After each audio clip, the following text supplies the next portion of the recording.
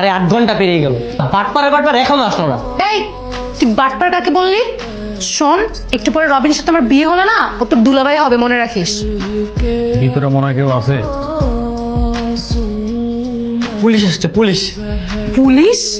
তুই পালা এখান থেকে তাড়াতাড়ি, অনেক গাধা, তুই খাটের নিচে লুকিয়ে থাক। আর শোন, এই একদম মনে মানুষের মতো থাকবি, আমি গিয়ে দরজা খুলছি। দরজা খুলতে দেরি করলেন কেন? আপনি কার সঙ্গে আসছেন? একা এসেছি বরণে বিয়ের শাড়ি কেন? স্যার, হানিমুনে আসছি। হানিমুনে আসছেন একা একা? আপনার কথায় তো আমি ভরসা পাইতেছি না। কোনটা ভালো করে তল্লাশি করো। আর পাইছি স্যার। একদম কথা বলা যাবে না, নড়াচড়া করা যাবে না। নড়াচড়া করলে কিন্তু একদম গুলি করে দেবো। ঘটনা কি? স্যার, আমরা তো বিয়ে করতে এসেছি। কাজে অফিস তো নিচে। স্যার, যে বিয়ে করবি সে এখন আসেনি, তো তাই আমরা অপেক্ষা করছিলাম। মানে আমার সামনে জ্যান্ত দুইজন পাত্র পাত্রী দাঁড়ায় আছে, আবার বলতেছে যে পাত্র এখনো আসতে দেরি করছে। আসলে স্যার, কোনো কথা হবে না, একদম কোনো কথা হবে না। এখন আপনারা কাজে অফিসে যাবেন, এই বিল্ডিং নিচে কাজে অফিস, এখানে যাবেন, আপনাদের দুজনের বিয়ে পড়াই দিব, তারপর আপনাদের কাজ শেষ। কিন্তু স্যার, ওকে তো বিয়ে করা সম্ভব না স্যার। অসম্ভবকে সম্ভব করাই হচ্ছে পুলিশের কাজ, আর সেটা আমি করব। যদি আপনারা এই মুহূর্তে যদি কাজে অফিসে না যান, তাহলে থানায় যেতে হবে। থানায় গিয়ে দুইজনকে এমন ভাবে বাস ডলা দিব যে একদম সাইজ হয়ে যাবেন। কি থানায় যাবেন না কাজে অফিসে যাবেন? বিয়ে তো হয়ে গেছে, প্রায় ঘন্টা খানিক হয়ে গেছে। আপনার লেখালেখিতে এত সময় লাগতেছে কেন? এসে আমার 12টা বেজে গেছে, না আসলেই ভালো। এত কথা কি? টাইম দেন। ভালো থাকো, সুস্থ থাকো। আমি স্ত্রী হিসাবে যাতে ভালো থাকো, সুস্থ থাকো, সেই দোয়াই করি। আর কোন ধরনের সমস্যা হলে সাথে সাথে আমার জানাবা। আসছে সব সমস্যা নিজে সৃষ্টি করে, এখন আসছে সমস্যা হলে জানাবা।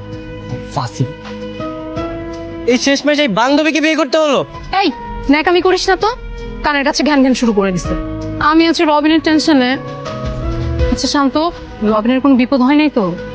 বিপদ মানে মহাবিপদ হগর। আজকে যা কিছু হয়েছে এর জন্য আমি অভিশাপ দিব ওকে। শান্ত, তুই তো দেখি মহা খারাপ রে। আচ্ছা শোন, এসব কিছু বাদ দিয়ে চল তোর বাসায় যাই। আমার বাসায় মানে? আমার বাসায় তোর কি কাজ? আমার বাসায় তোর কোনো কাজ নেই। ও মা, বিয়ে করলি আমাকে, এখন বউ নিয়ে বাসায় যাবি না? বিয়ে করেছি মানে? এটা কি কোনো বিয়ে? আর তোকে বিয়ে করছি তাই বলে কি আমার বাসায় নিয়ে যেতে হবে তোকে? দেখ ভাই, বিয়েটা কিন্তু আমি আমার নিজের ইচ্ছায় করিনি, তুই জোর করেছিস তাই আমি করেছি।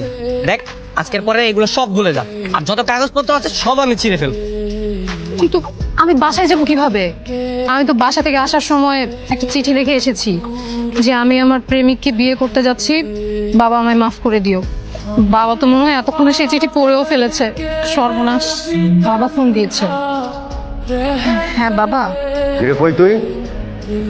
বাবা আমি তো জানি তো, বিয়ে কি হয়ে গেছে না এখনো বাকি আছে? হয়ে গেছে। যাওয়া হওয়ার হয়ে গেছে, যাওয়ার দিনে বাসায়, আর মানুষের কাছে জানাজানি হবার আগে বাসায় ফিরে আয়। ওকে নিয়ে আসবো? তো তুই তো চিঠিতে লিখে গেছিস যে ওকে ছাড়া তুই বাঁচবি না, তা এখন তুই ওকে ছাড়া আসতে চাস? আচ্ছা বাবা, ঠিক আছে আমরা আসছি। তোকে নিয়ে যেতে বলেছে। আমাকে বাসায় নিয়ে যেতে বলছে মানে? আমি বাসায় যে কি করবো? তুই তোর বয়ফ্রেন্ডকে নিয়ে যা। বয়ফ্রেন্ড পাবো কই এখন? বিয়ে তো আমার তোর সাথে হয়েছে। আজব, বললে আমার যেতে হবে নাকি? আমি যেতে পারবো না। যেতে পারবি না মানে? ঠিক আছে, তাহলে চল তোর বাসায় যাই। আরে আরে না না না না না, আমার বাসায় যেতে হবে না তোর। তোর বাসায় যাবি না, আমার বাসায় যাবি না, তুই তো যাবিটা কোথায়? চুপচাপ লাগেজটা নিয়ে আমার সাথে চল, ব্যাগ নে।